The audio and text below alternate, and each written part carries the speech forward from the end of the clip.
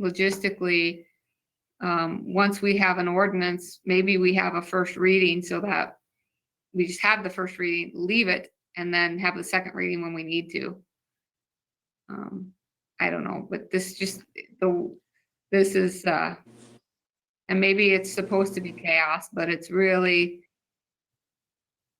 this is going to be tough, but we'll see Yeah, how it goes. it doesn't feel good. And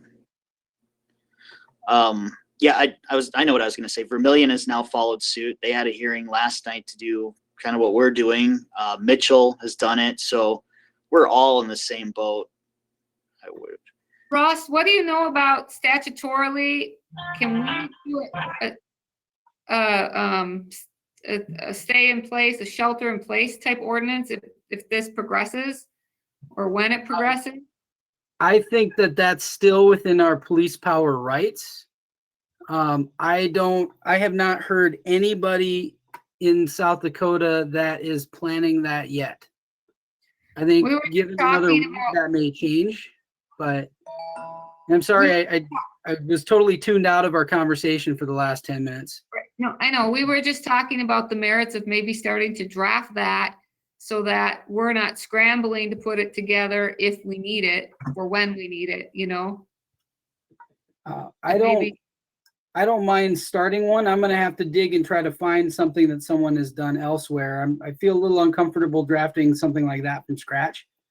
I think where you start is with Beetle County and Huron and see what they're doing.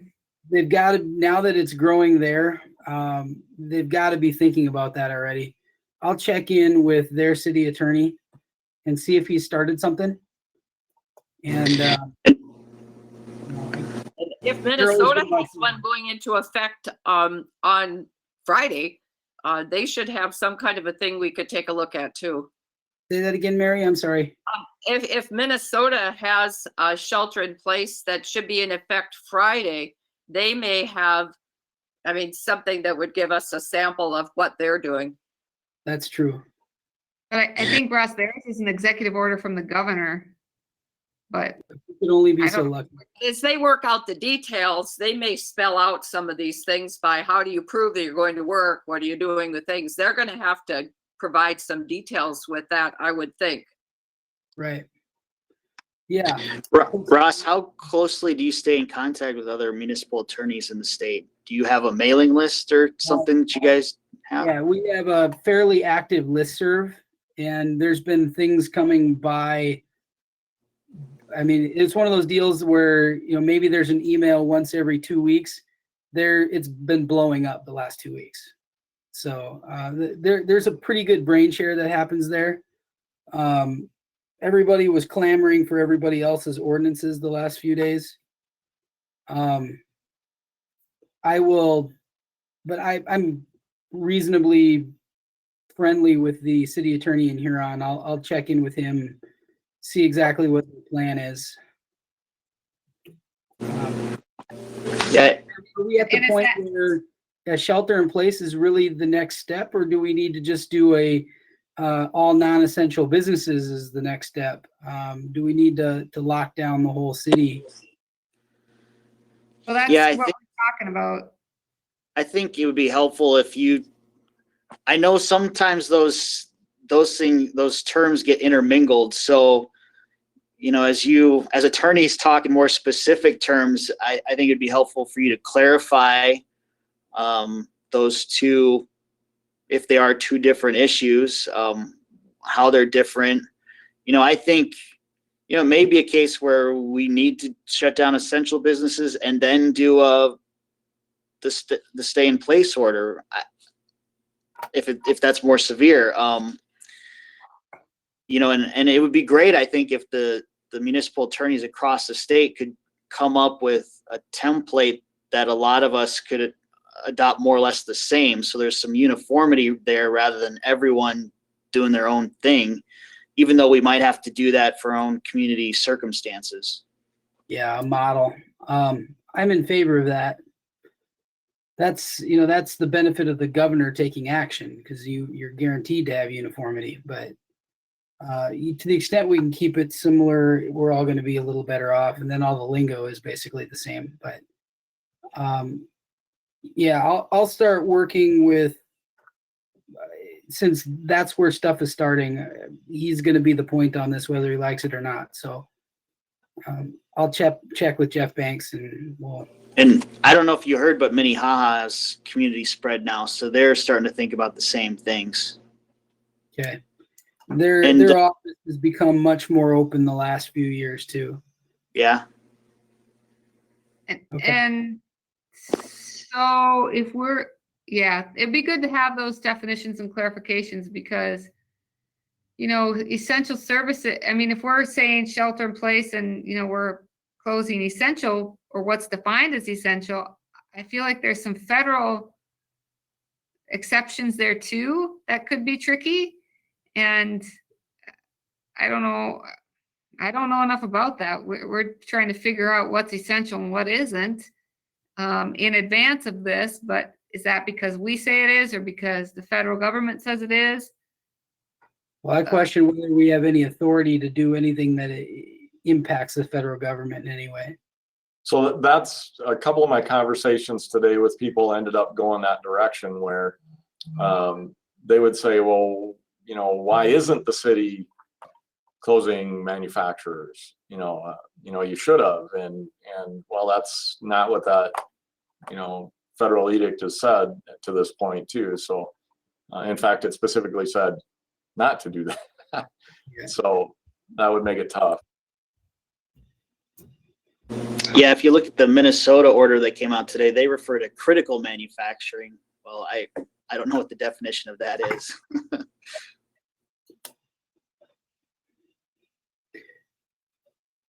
Yeah. Yeah, so, I don't know, maybe, is there any merit to considering a step in between a stay in place and what we have now? Maybe be limiting operation hours of businesses and a curfew and then a stay in place? Or would we just go to that and just throw that out for the group? By stay in place, because when I think of stay in place, I think of you need to stay home, and if you're out and about, you're going to get in trouble because you're not home.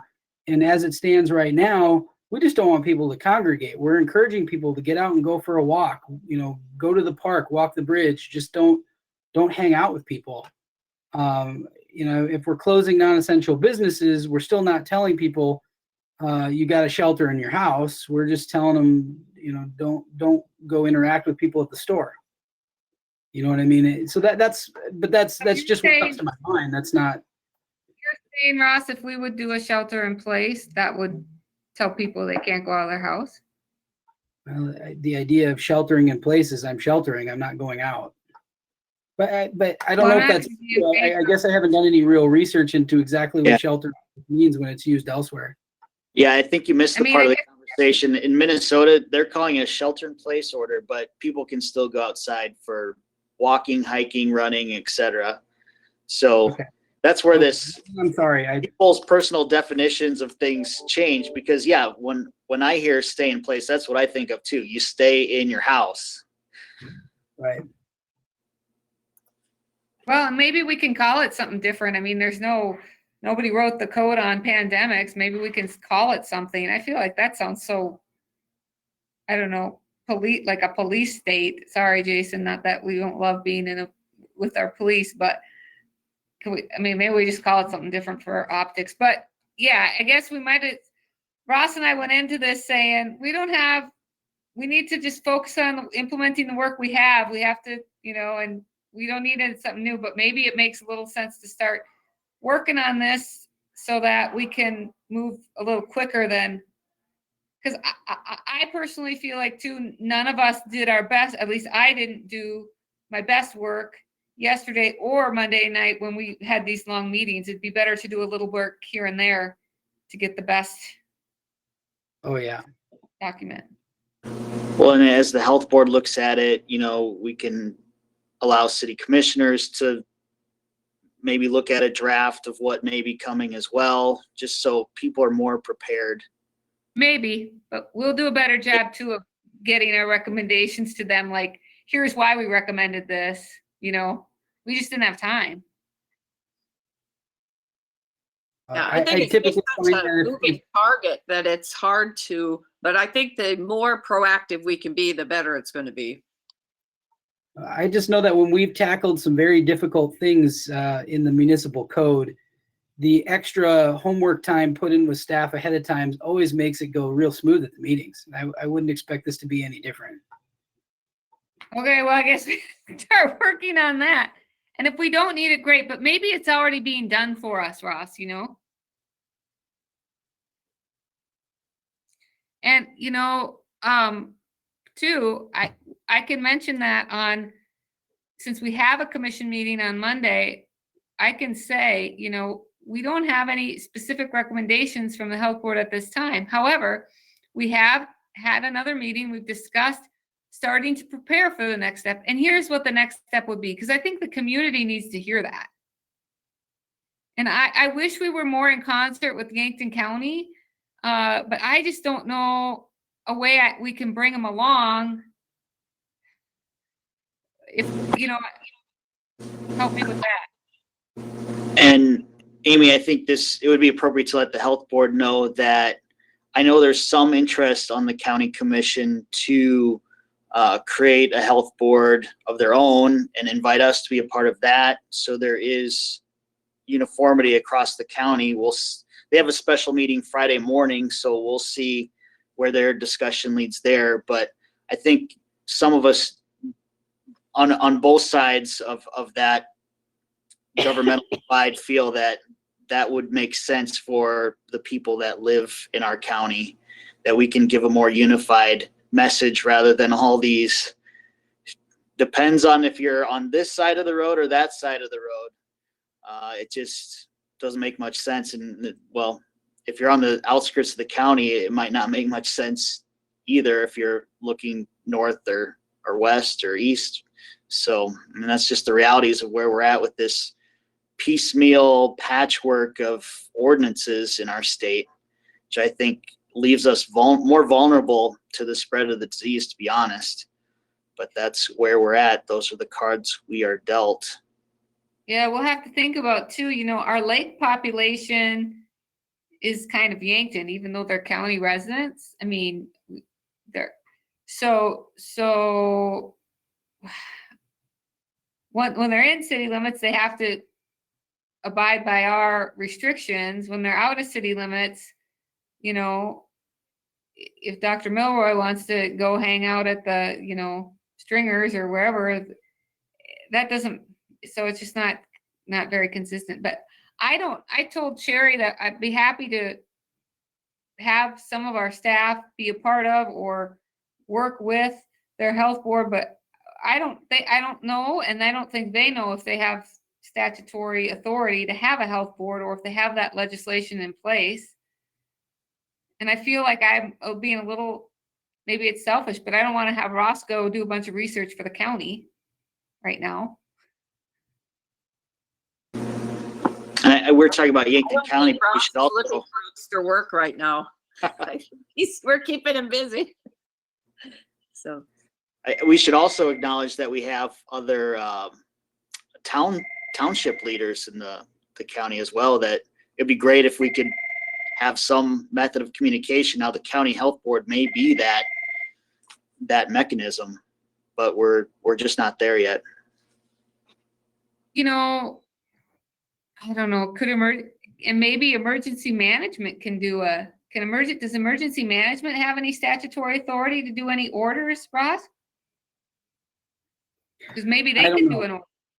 Well, I think either way, the emergency management could, I think, de facto act like the health board, make a recommendation for an ordinance and present it to the county commission to approve. I mean, I'm not really sure that with the organization they already have set up, it's even necessary to do another layer. Why create a health board? I just don't know that they gain a whole lot. Well, they've got that whole task force, which is, you know, yeah, That's what I medical mean. people. That seems like the group that's already well positioned to make a recommendation. Yeah. Well, I guess for now I can communicate with the county and say, you know, here's what we're thinking is going to be our next step at the point where we have confirmed community spread in our county. I don't know that we wait till we have it in our city, but when we have confirmed community spread in our county, this is where we'll be headed. The other question I have for you, Amy, is does this board need to give 24 hours notice, or if we hear at 8 o'clock in the morning that the state has confirmed community spread in Yankton, can we hold a meeting yet that day? Yeah, As I an think so. Sure. I don't understand that we're under any provisions to either even announce our meetings, give notice, or make them live stream. And I don't know if we're live streaming on this now or not, but I did that as a courtesy to the media. But we don't have to do that. I just felt like it was such a scary thing at first, at least for them, that maybe it was good to do. In an effort of transparency, I would like to try to give notice to people when we're going to have a meeting. But if we have to, I think there's no state provisions or in our code to give notice. Is that right, Ross? That's correct, Amy. Not for this. Yeah, so to me, maybe what we need to do is establish a regular meeting. And if we don't have something to talk about, we just don't talk about, we just check in and then we can log off.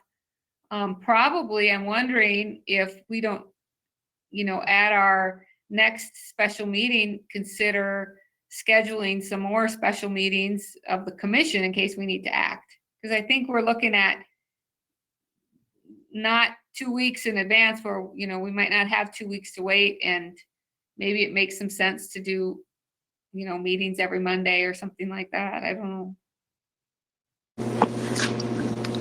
If a week from now, our mechanism for further action hasn't kicked in, I will honestly be surprised.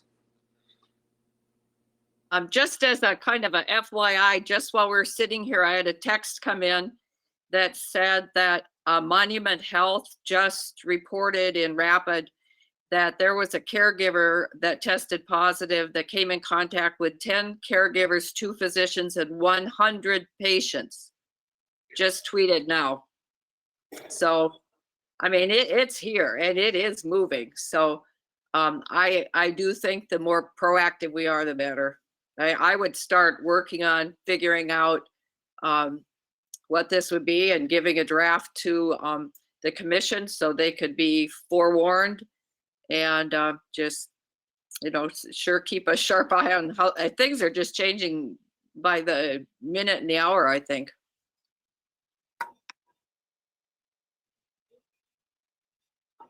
I could reach out to the people and get information on how enforcement works in something like this.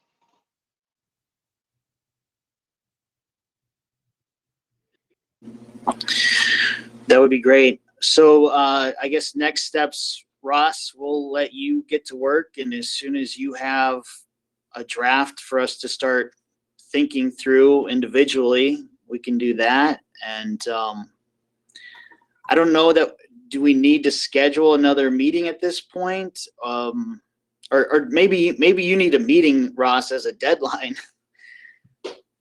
Well, maybe I don't know how you work. I sometimes need That's how that. I work. Yeah. maybe what we could do is schedule a meeting Monday during the daytime hours, since we have a meeting at Nightmare. And maybe that would be something that Ross could have ready for us by that time. What time would you guys like to meet on Monday? 4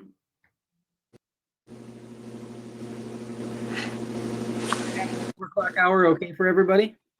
The what? Is this 4 o'clock hour okay for everybody? Yes, except that doesn't give us a lot of time to work before the meeting, Ross. True. About 1? 1 work? Yeah. Okay. Can have Colleen set it up. Well, I'll send you guys an invite and everything. While I have you, I have one other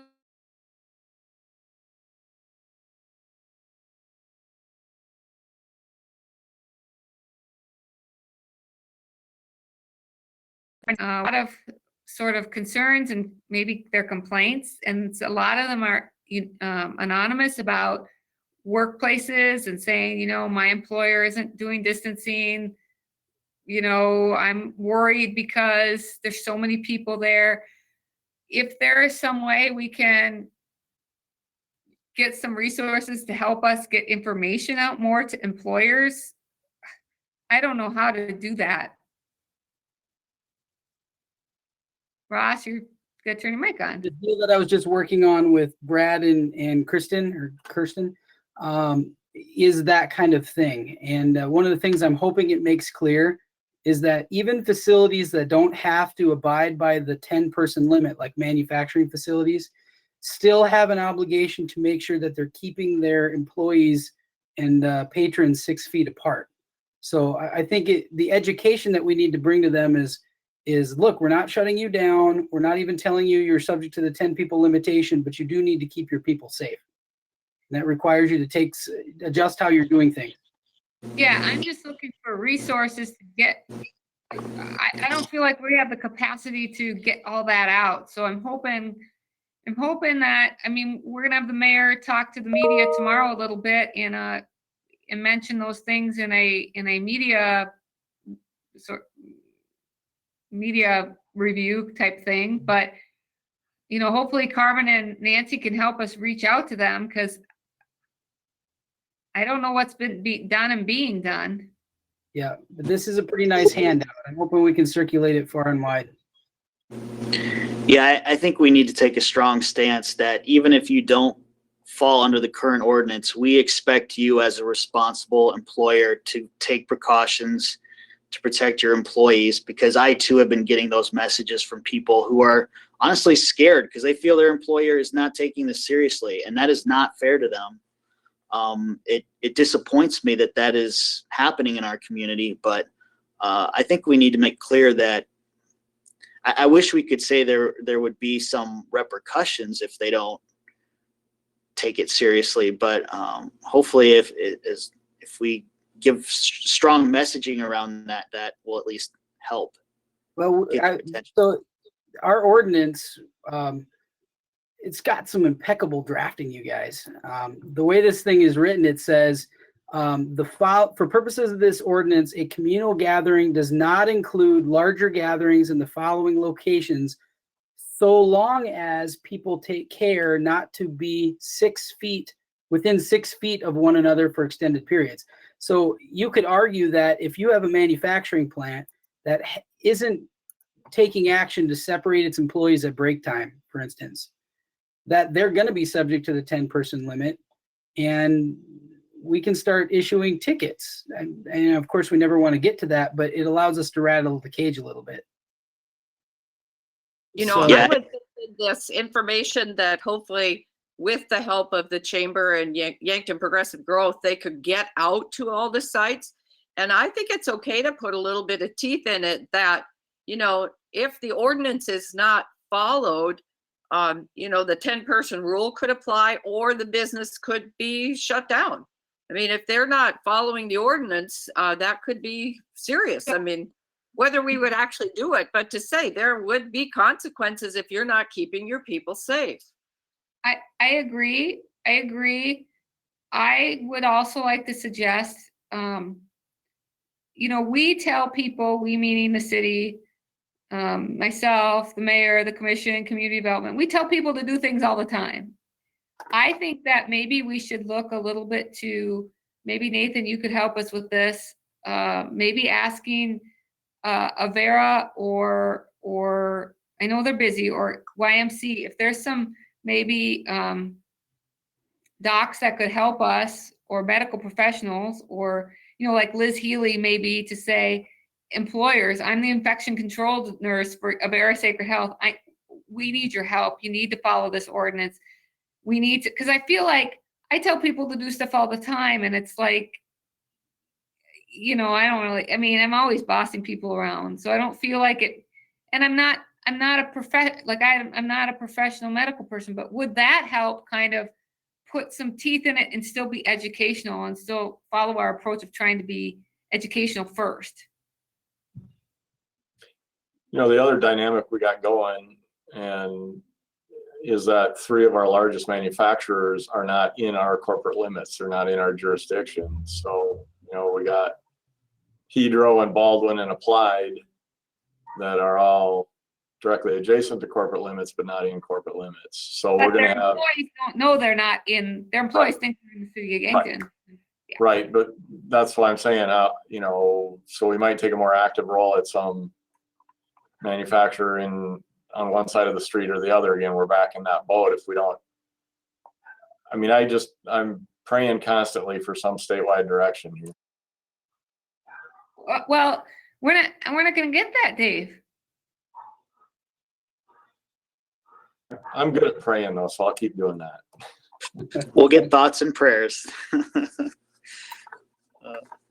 So I just, maybe that's an idea that, we could, I don't want to, they're so busy right now, but before they really get inundated, could they help us get that message out in some way?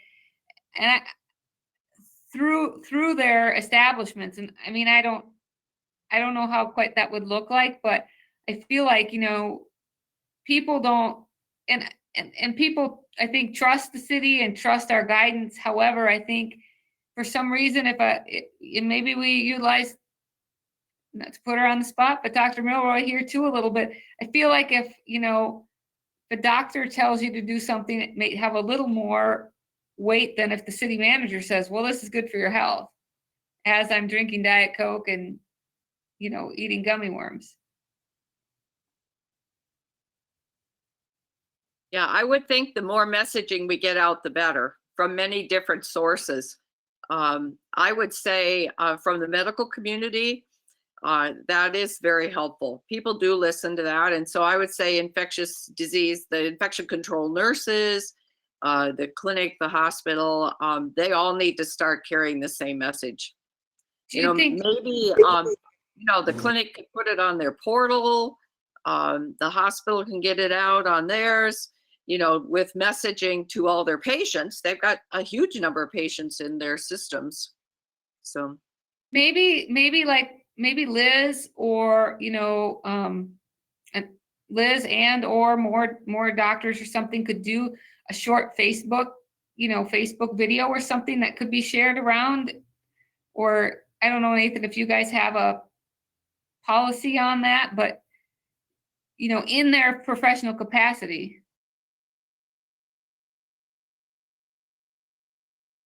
Yeah, it's an idea we can bat around.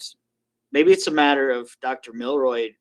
Maybe if we can have those individuals connect with her and she could be the spokesperson for that message. She does a great job speaking publicly. So, because I know like our when I say Vera's infection control coordinator, she is inundated with things right now too. So we might need to spread that work out, but I know she would love to be a resource to us. yeah, if you set things up or you want me to do something, I'm happy to help with whatever. So.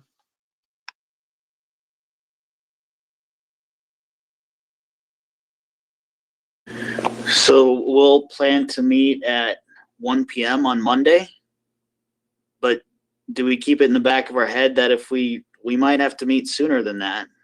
It's Right. possible. So Ross, I know we've given you some time, but I really think it's important that we use this time wisely. Thursday, right? Yeah, I'll work to get something prepared as the next level of this, and I will reach out to the guys up in Huron and Sioux Falls to see get a copy of their wording as a working draft, assuming they're going to put another layer in place. I heard Sioux Falls is actually just looking at directly implementing a close all non-essential businesses ordinance, which it sounds like is just another way of saying the same thing. So I'll see what I can get my hands on, and I'll try to share it with the group as I go.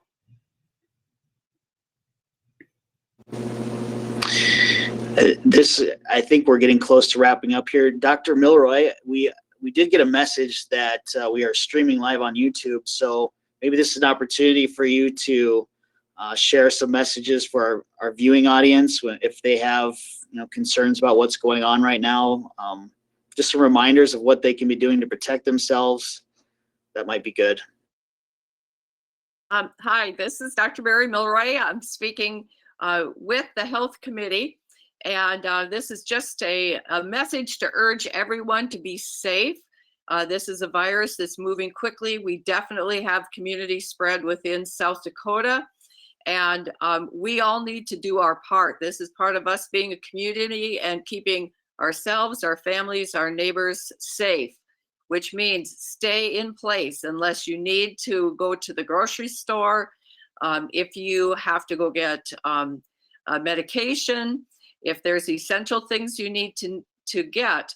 But otherwise, please stay in place. If you do need to go out, be sure to stay with farther than 6 feet apart. So you can't, this is a virus that is about 20 times more infectious than the common flu and has a higher mortality rate. And so this is something we all need to be careful of. So be safe. The best possible thing you can do is wash your hands all the time. Good old-fashioned soap and water is the best protection. Don't touch your hand and face and stay 6 feet apart. That's called social distancing. And stay home. Maybe it's a time to do your home projects, to, sit down, write some letters, make some phone calls, get in touch with friends and family. So anyway, just be safe and stay well. Thank you for that, Dr. Milroy. I do think we found a good spokesperson here. With that said, does anyone else on the board have thoughts?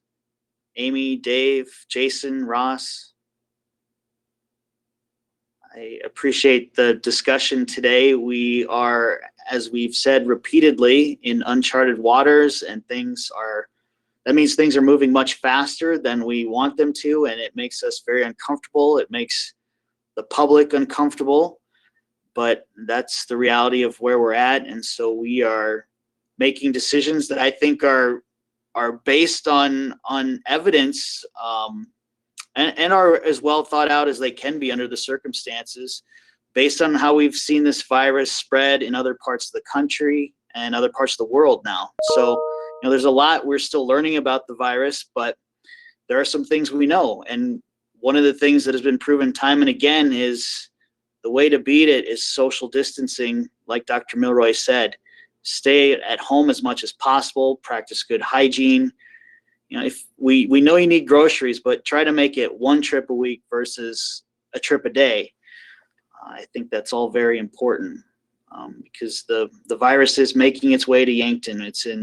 They have community spread in Sioux Falls and Huron. It's confirmed now. And to be honest, there's still a lack of testing going on. So there's a lot of question about where it is. I think we have, it's reasonable to expect it's already in Yankton. We just don't know it yet.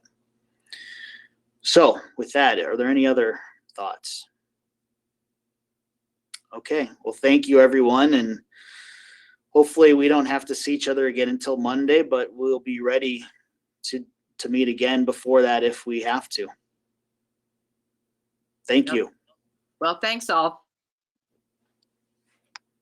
See you guys.